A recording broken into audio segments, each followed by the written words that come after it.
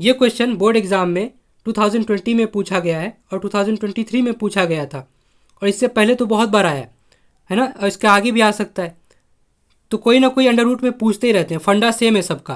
तो जो हम करते हैं सब में वही करेंगे इसके साथ, कि इसको उल्टा मान लेंगे। हमें इरेशनल प्रूव करना है रूट 5 को, तो हम इसका उल्टा मानेंगे कि इरेशनल नहीं रैशनल नंबर है, कॉन्ट्राडिक्शन से प्रूव कर रहे हैं, है ना। तो हमने सबसे माना कि लेट अस अस्यूम दैट ये जो फोटो है अंडर रूट 5 इज़ रैशनल, ठीक है। अब अगर हमने किसी नंबर को रैशनल बोला है तो उसको हम दो इंटीजर के रेशियो के फॉर्म में लिख सकते हैं। ऊपर भी इंटीजर नीचे भी इंटीजर, दो इंटीजर का रेशियो हमेशा रैशनल होता है। तो हमने दो इंटीजर माना ए और बी, और जहाँ पे एग्जामिनर को हम बता देंगे कि ए और बी जो है वो इंटीजर है और बी जीरो नहीं होनी चाहिए।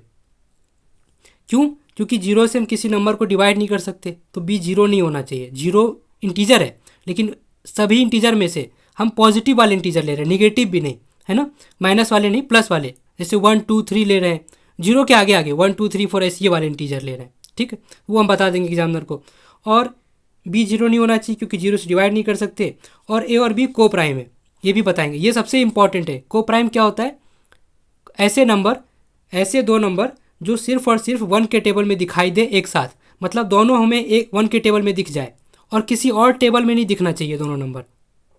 जैसे इसको समझना बहुत ज़रूरी है ना, तभी समझ में आएगा, नहीं तुम्हें रटना पड़ेगा, क्या फ़ायदा है उसका।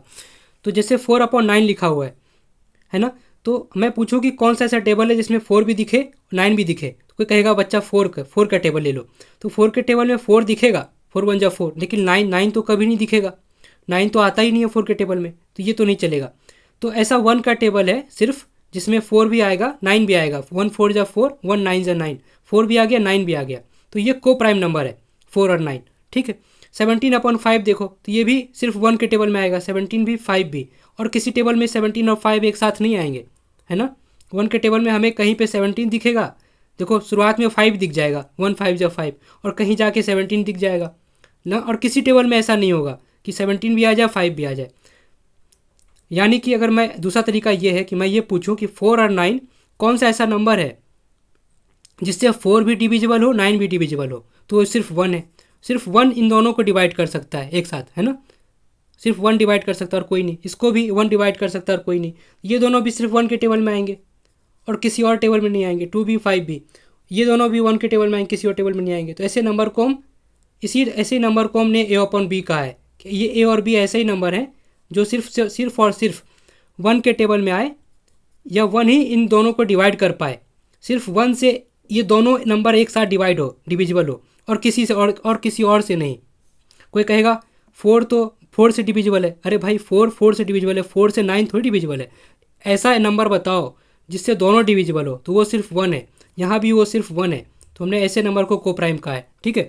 जैसे इस वाले एग्जाम्पल में देखो, तो यहाँ पर तो इसको कौन कौन डिवाइड कर देगा, इसको 1 भी डिवाइड कर देगा, 1 से ये दोनों डिविजिबल हैं, 1 के टेबल में दोनों आएंगे, 5 के टेबल में भी आएंगे, 5 के टेबल में 25 भी आता है, 5 भी आता है, तो ये नहीं चलेगा भाई, ये को प्राइम नहीं है। ऐसे नंबर को को प्राइम नहीं कहते हम। समझ में आ रहा है? अब कुछ लोगों को याद आ गया होगा कि जिसका HCF 1 होता है उसी को तो को प्राइम कहते हैं।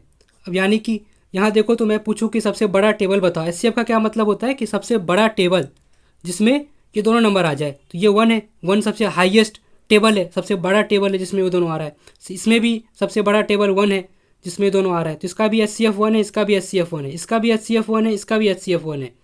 लेकिन इसका HCF क्या है? सबसे बड़ा टेबल जिसमें ये दोनों नंबर आ जाए। तो सबसे बड़ा टेबल कौन सा है जिसमें दोनों आ रहे हैं? वो है 5। 1 तो छोटा है, 5 सबसे बड़ा टेबल है, तो इसका HCF है 5। HCF क्या है? 5।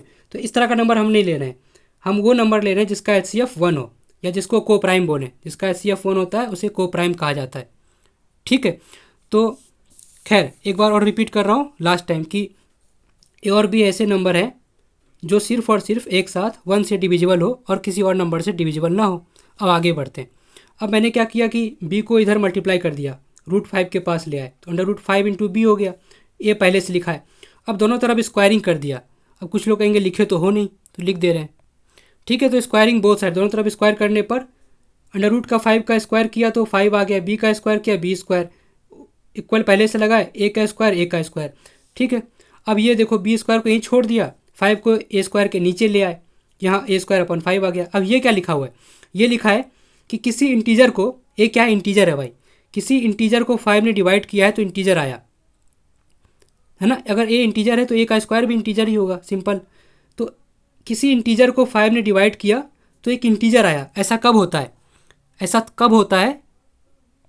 अब ये देखो, इसको समझना बहुत ज़रूरी है। जैसे मान लो 5 से 5 को हम डिवाइड कर रहे हैं ना, 5 को हम 5 से डिविजिबल दे रहे हैं, 5 डिवाइड कर रहे हैं। 5 इंटीजर है, नीचे 5 तो लिखा ही हुआ है, 5 इंटीजर है, तो 5 को हम 5 से डिवाइड कर रहे हैं तो 1 टाइम्स में चला जाएगा, 5 1 जब 5, 0 आ गया रिमाइंडर, है ना। तो यहाँ पर देखो 17 को डिवाइड करो, हम क्या कर रहे हैं, 5 से डिवाइड कर रहे हैं किसको, 17 को। 17 इंटीजर है और 5 भी इंटीजर है, तो 17 को जब डिवाइड करेंगे तो कितने टाइम्स में जाएगा, 5 3 15, 2 बचा। बताते रहना भाई, ये मुझे नहीं आता। 17 में से 15 गया, 2 आया, तो ये डेसिमल लगाना पड़ेगा। यहाँ आएगा 0, 5 4 जा 20, रिमाइंडर बचा 0, तो ये कितना आया 3.4। यहाँ पे कितना आया 1। तो देखो हमने इंटीजर को किसी इंटीजर से डिवाइड किया तो इंटीजर आया, 1 इंटीजर होता है। यहाँ पर मैंने किसी इंटीजर को 5 से डिवाइड किया तो यहाँ पे इंटीजर नहीं आया, डेसिमल नंबर आया। समझ में आ रहा है? तो जब हम किसी इंटीजर को किसी इंटीजर से डिवाइड करते हैं, इंटीजर तभी आता है जब वो नंबर उसको पूरी तरीके से डिवाइड कर दे, अपने दम पे डिवाइड कर दे। 5 ने अपने दम पे 5 को डिवाइड कर दिया, पूरा डिवाइड कर दिया, इसको डेसिमल के मदद की ज़रूरत नहीं पड़ी। यहाँ पे ये डेसिमल की मदद ले रहा है, क्योंकि ये डिवाइड नहीं कर पाया 17 को, तो इंटीजर नहीं आया, है ना। ये इंटीजर नहीं आया, यहाँ इंटीजर आया, क्योंकि 5 ने अपने दम पे डिवाइड कर दिया। इतना समझ में आ गया?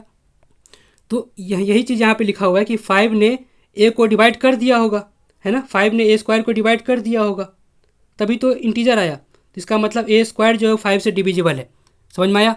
जो स्क्वायर है वो 5 से डिविजिबल है, मतलब 5 की टेबल में आता है। कोई चीज़ अगर किसी नंबर से डिविजिबल है तो वो उसका टेबल में ज़रूर आएगा। जैसे टेबल भाई 10 तक नहीं होता, 10 तक के टेबल बोलते हैं, मल्टीपल बोला जाता है। 10 के आगे भी ले सकते हो ना, जैसे 2 10 या 20 पढ़ा है तो 2 11 जा भी बोल सकते हो, 22।